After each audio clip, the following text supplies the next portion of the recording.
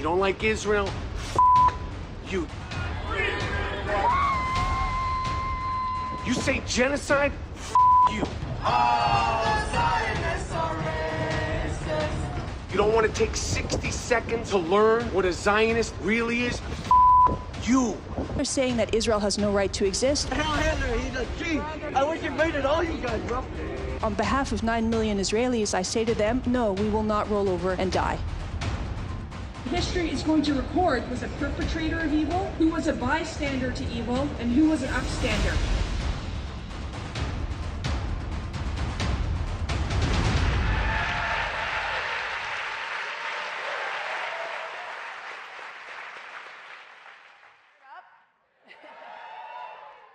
I gotta tell you, I'm very fired up because we are on stage, as Stephen said, with two of the fiercest warriors for the Jewish people. Let's give them another round of applause.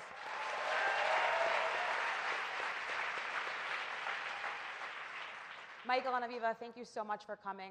To start us off, I think it would be really helpful for all of us to understand how we got to this point. And Michael, let me start with you, because I think it's safe to say, before October 7th, the Jewish world and Israel were not your main activities. How did that all change?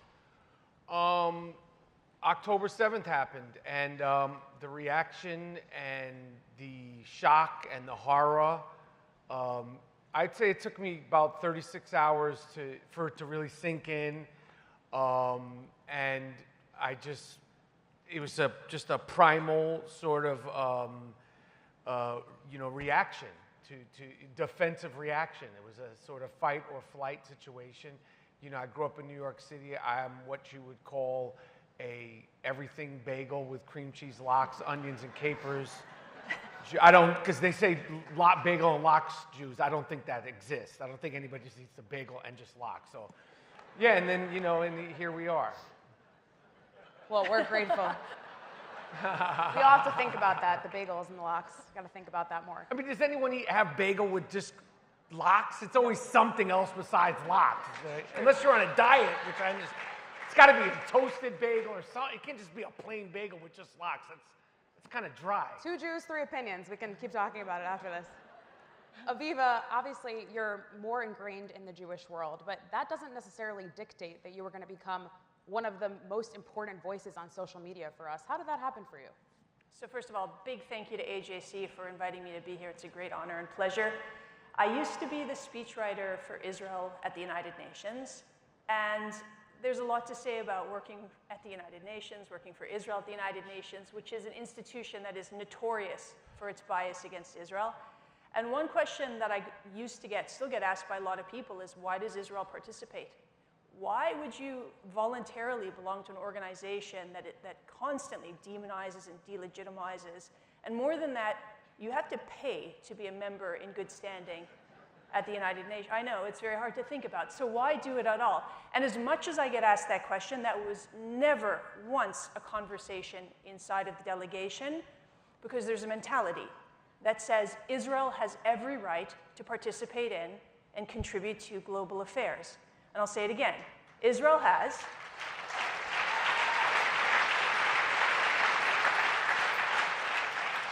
and the Jewish people have every right to participate and contribute to our communities and our society and our country, and we should accept nothing less than that.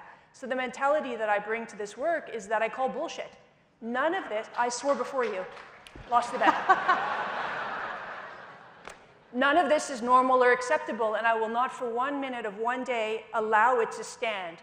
I will not tolerate a world that treats us as if we deserve this, as if we deserve October 7th, as if we deserve the outbreak in anti-Semitism, as if it's normal or acceptable that even one person would be a hostage. No, absolutely not. I'm not accepting a world where Jews have to hide their identity, especially young Jews. We live in a world of identity politics where you're encouraged to identify as anyone, wear any flag, any pin, and the one thing you can't safely identify as a Jew, forget it. Bullshit also.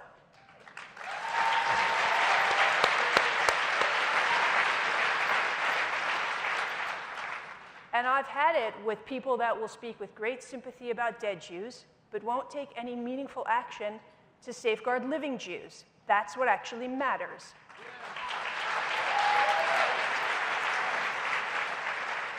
Because to be clear, we don't want anybody's pity. That's not what we're looking for. We're looking for this to be fixed. And so if you don't care to fix it, we don't care to hear any more empty statements. So I have a feeling, Michael, that you're over the BS too. And let me ask you about that, because you see so much hate and misinformation on social media every single day. What is the one thing or a couple of things that you just cannot get your head around that you see that really get you riled up out of everything that you see out there? That's a good question, because I see all sorts of stuff. You know, a lot of people ask me about the hate on social media. Like, I honestly could give two shits about the hate on social media. I don't articulate myself, speak on behalf of those people. I speak on behalf of Jews. I speak on behalf of Omir from New York City, from Long Island. I speak on behalf of the Jews. I speak on behalf of Israel. I speak on behalf of the anti-Semitism, you know. And as far as the hating and all that stuff, like it's like I'm like Keanu Reeves in The Matrix with the hating. It doesn't affect me. It doesn't deter me. It won't affect me. It won't deter me. It's never affected me, and it certainly won't affect me post October 7th. As far as the one thing, it's hard. I mean, I get death threats every day, which is nothing. Honestly, it's nothing. And you know, all the other things that, you know, are just, you know, like the girl on October 8th in New York at the rally, the pro-Palestinian rally that was going like this to the Israeli, that was very memorable for me because I just couldn't believe that. And then to see the posters being ripped down, I didn't see it first in New York City, but growing up in New York City, being a proud New Yorker, when I was seeing posters of, you know, the hostages and the Bebis baby being defaced and ripped down, I just equated it to after 9/11, because after 9/11 we saw missing people posters all over New York. You would never see them ripped down or questioned in any way, shape, or form. So those are the sort of things that, I mean, really sort of incited me. Yeah, absolutely. You want to add to that? It's very similar to my first answer, which is I open up social media and what constantly goes through my head for whatever I read is like hell, that'll be the last word on that, and then I tweet something. That's why I tweet so much. I think we've all experienced that feeling. Let me ask you, because you mentioned specifically the Jewish world, right? Speaking for Jewish voices. And I think there's a concern in our community that all of those on social media that are standing up for the Jewish people, especially Jews, are speaking to ourselves, are speaking to the bubble. What's your take on that? Do you think that's the case, or do you think that have you personally experienced changing hearts and minds? What's your read on that situation? You know, I have a very, very vast platform, and I'm thankful for that now more than ever. You know, who I'm speaking to and who it's getting through to, I spend too much time trying to contrive that and worry about that. I just think it's a waste of time. Obviously, I think, you know, I spoke to somebody in the social media, Twitter and Facebook, and they said, you know, your audience is the same, you know. But I just can't spend too much time on it. I just try to do as much as I can do, be as loud and as aggressive as I possibly can, because so much of what we see on social media, and social media is what it is, you know, so much of that towards Jews and Zionists is so aggressive. That's why I try to be aggressive back. And this is an aggressive time. This is not a passive time. We're in a fucking war, and Jews, what it means to be Jewish is changing every single day. You know, how it's going to end, I don't know, but our identity and how we're perceived in the world is changing every single day, and I just try to you know, not focus on myself and focus on the people that are, you know, really still going through it and have went through it. So this is something I spend a lot of time thinking about and actually researching as well. When I'm not on X, then I co-run a nonprofit called Boundless, and we look at some of the harms of social media. Thank you to the one person who knows my nonprofit. It's very nice. Thank you all. One of the things we're trying to understand is what is exactly happening on social media below the surface of what we're seeing. And there's so much that's taking place in addition to the echo chambers that Michael described. So first of all, the rule on social media is if it enrages, it engages. So the things that are going to perform the best are the things that are really divisive for us as human beings, that preclude us from being able to be in conversation and build relationships. So the most angry, vitriolic, hateful, disgusting, vile things are what are going to be amplified. I always liken it to the Colosseum in ancient Rome. It's a blood sport, and you have some people that are fighting it out in the middle, and then you have all the crowds lustily cheering for it. That is not a forum to change hearts and minds and to build relationships. So that's part one. The second is that there's very clear algorithmic manipulation.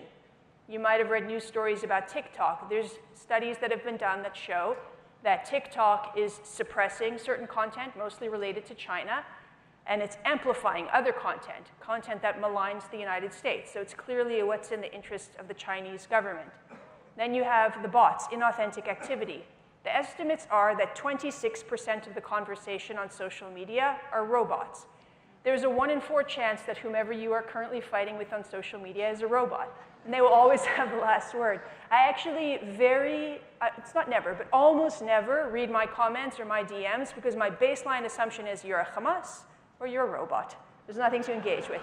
And you should call them robots. Sometimes they'll be like, I don't speak to robots, which makes me crazy because I'm actually speaking to a robot. I am. But I will tell them I don't speak to you, robot. That's exactly what I mean. Sometimes I go, which is so nuts. Sometimes I want to go, like hell, that's the last word, AG201C418. And I'm like, well, maybe I don't have to engage with that particular one. And then you have foreign intervention. There's also studies showing that other governments are playing here. The World Economic Forum puts out a study every January where they look at the greatest threats to the world in the short term in 2 years and the long term, 10 years. This year, for the first time, there were 2 new things that made that list for the short-term threats to the world. One is misinformation campaigns, and the other is disinformation campaigns. This is a problem that plagues us, but it's actually a problem of countries and societies in the international community. Half of the global population is going to go to the polls this year, and there's a lot at play in terms of why to run disinformation campaigns and how to sway public opinion. So when we're thinking about what's happening on social media, we have to look beyond the surface of what do I tweet, what do I say, and try to address some of those deeper level problems. Absolutely, that's really insightful, thank you.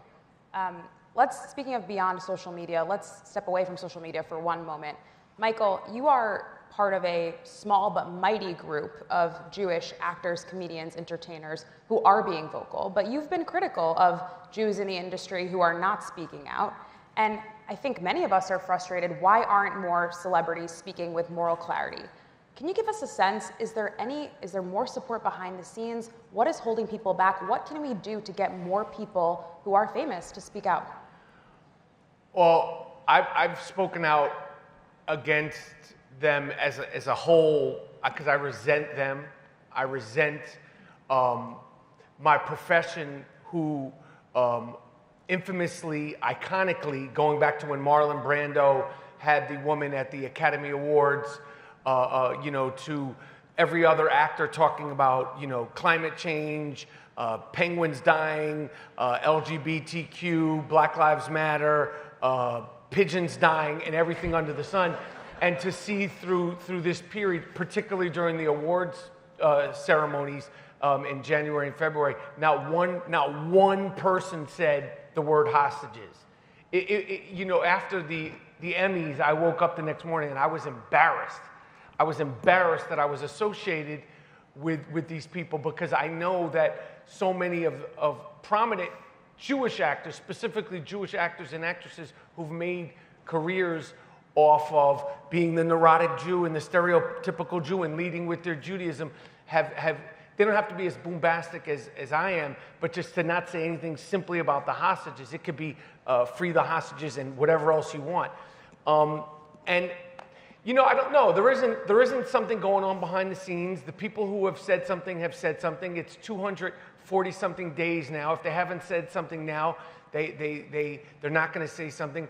I don't know why. I think some of them are Free Palestine people. I think some of them are totally misinformed, and I think some of them are scared. And whatever it is, it's unacceptable, especially knowing that artists like I said, have spoken out and speak out every single year. And next year it'll be something else. It'll be some, agenda that people will talk out on. And it just somehow, the only thing that got mentioned at the Academy Awards was a Jewish director who made a Holocaust movie refuting his Judaism, and a bunch of people clapping for it. This shit was embarrassing to me. Yeah.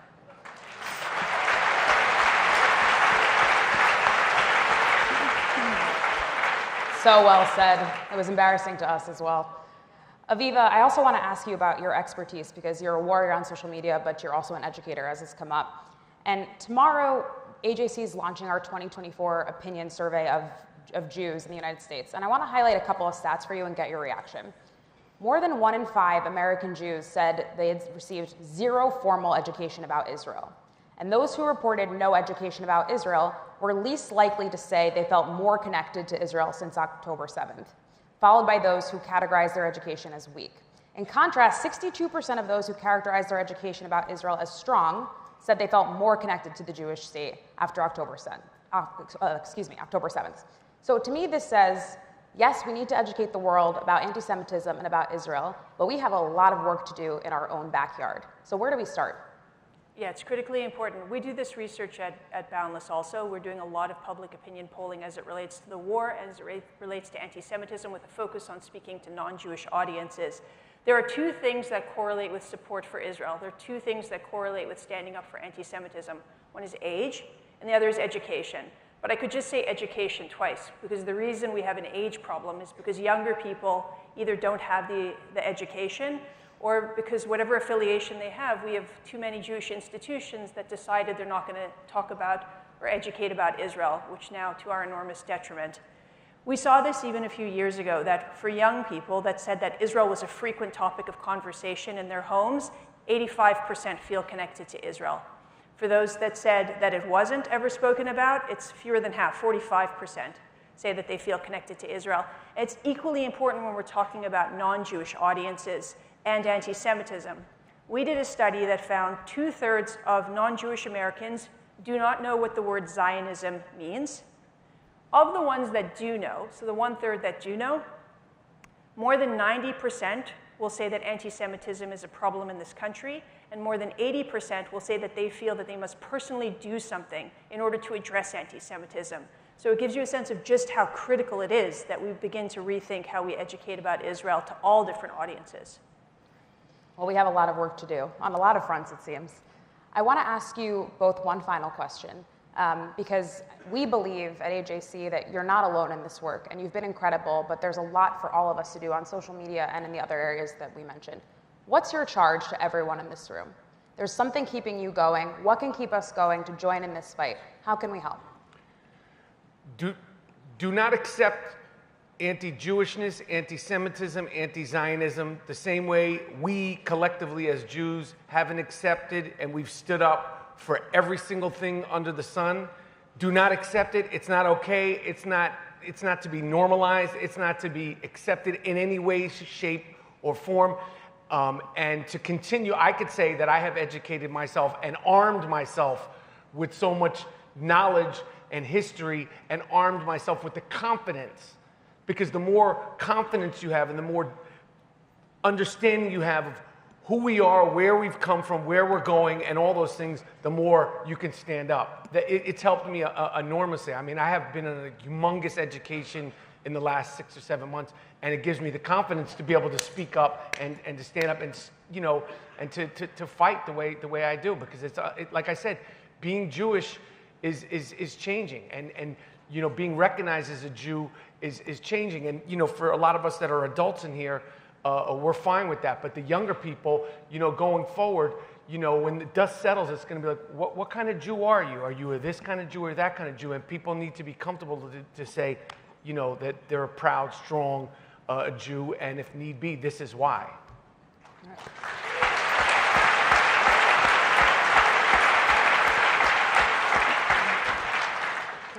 We talk a lot about what we got wrong since October 7th, but I want to tell you the most important thing that we got right, and it's actually the most important thing that matters. And that's, over the last 8 months, we've gotten to see the character of the Israeli and Jewish people in a way that we study and research and poll and do all these things, but we got to see it in real life. What do I mean by that? It started on October 7th, when you saw that once Israelis understood the magnitude of the attack and that our enemy was preying on the weakest members of society, in the way that they rushed towards the danger, whether or not they were in the army, whether or not they had a uniform or a weapon, they went south in huge numbers, and a lot lost their life, but there's also stories of heroism. And then we saw tens of thousands of Israelis that flew home. At what is really the most dangerous time since Israel's existence, they went home to be together. And then we saw Israeli civil society rise up in a way we have never seen before to take care of the needs of evacuees and survivors and one another, people in reserves and the army and so forth. It was unprecedented. Around the world, you saw global Jewry raise phenomenal, really phenomenal sums of money. Every El Al flight was stuffed to the gills with duffel bags, with equipment for the army. I mean, was it to Army standard? Did they need it? Didn't matter. We were sending it. That was the most important part of it. Not important. We have to send it. And the public campaigns to free the hostages, the Shabbat tables, the bill. I mean, we have been absolutely incredible. What you have seen for the first time in the last 8 months is an understanding that we are in this together. We've seen the character of who we are, and it's magnificent. So what motivates me?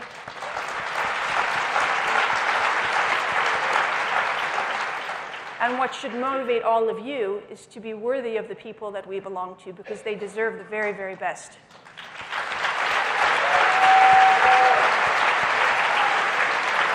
And if I may end just with one thing that's always in my mind, which is that what the late Rabbi Sachs said.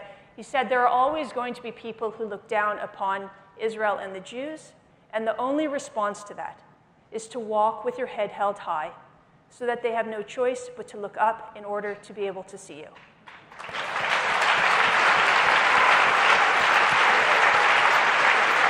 Well, thank you both for doing exactly that and for modeling that for our community and the Jewish people. Thank you so much for coming. We're so grateful. Thank you.